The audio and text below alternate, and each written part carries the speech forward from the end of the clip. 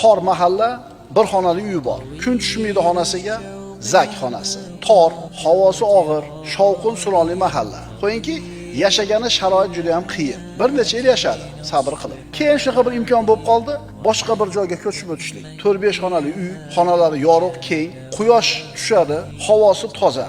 Ko'chib 1 yil, 2 yil yashadi. Mana endi shu odam eski holatinga, eski xonangga qaytasanmi desa, tor ko'chadagi zak xonasiga qaytadimi? Qaytmaydi-da. Yana bitta misol. Bir odam bir birovni qo'lida ishlaydi. Ishi og'ir, 10 soat, 8 soat, 12 soat ishlayveradi. Ish rejimi yo'q. Xo'jayini xolagan paytda chaqirib ishga solaveradi. Oyligi ham shu zo'rg'a yetadi.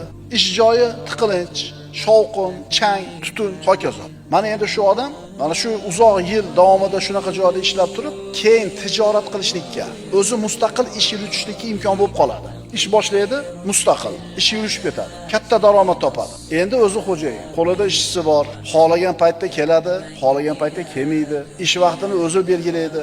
O'ziga xon, o'ziga bey bo'lib qoldi. Endi aytingchi, shu odamga eski ishingga qaytasanmi desa, u nima deydi? Albatta ko'nmaydi.